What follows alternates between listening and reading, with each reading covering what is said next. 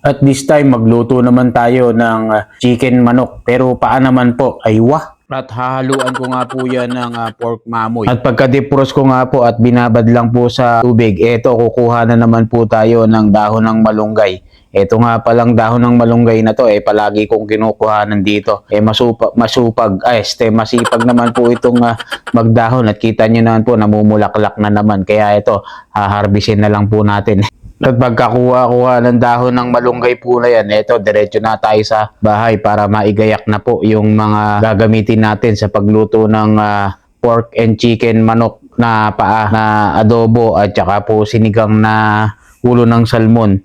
At eto nga, dahil marami yung pork mamoy, kaya ibinalik ko yung kalahati. Para yung kalahati, meron pa tayong lulutuin sa susunod. Dahil yung chicken manok nga po na to, madami. 1 kilo rin po ito mahigit. Kaya naman ito, lulutuin na po natin. At yung kuko nga ng manok, binigay ko dun sa mga pusa kong alaga na si Tirso at saka si John Lloyd. At ito na nga po, magigisa na po tayo ng sibuyas na spring onion ang ginamit ko at saka po yung garlic. At syempre, mekos-mekos lang po natin yan. At pagkatapos natin i-mekos-mekos yan mga bossing, kakantahan ko po muna ulit kayo. Excuse me lang po ulit.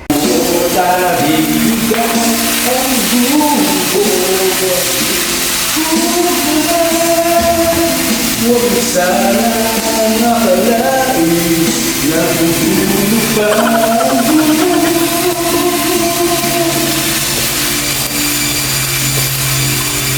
buhay mo ay mayroong halaga sa kanya.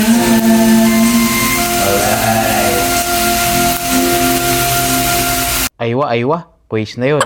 Kita nyo naman, all around, nagluluto, kumakanta. Di wow. At pagkatapos nga po natin i-mekos-mekos, tinimplahan ko na po ng onion powder, garlic, and soy sauce, regular soy sauce, dark soy sauce, at saka po ito, balsamic vinegar, at saka po nilagyan ko na po ng tubig para po habang pinapakuluan natin, sabay-sabay na po yung maluto. At nilagyan ko rin po ng konting anghang ng chili powder. At dito naman po sa ating sinigang na ulo ng salmon, ay nilagyan ko na rin po yung sampalok na pampaasim natin. At nilagay ko na rin po yung malunggay sa chicken manok na adobe at saka po itong sinigang. At change court ko nga lang po para mabilis pong maluto ito. At syempre pagkakulo niyan, ox na yan mga bossing.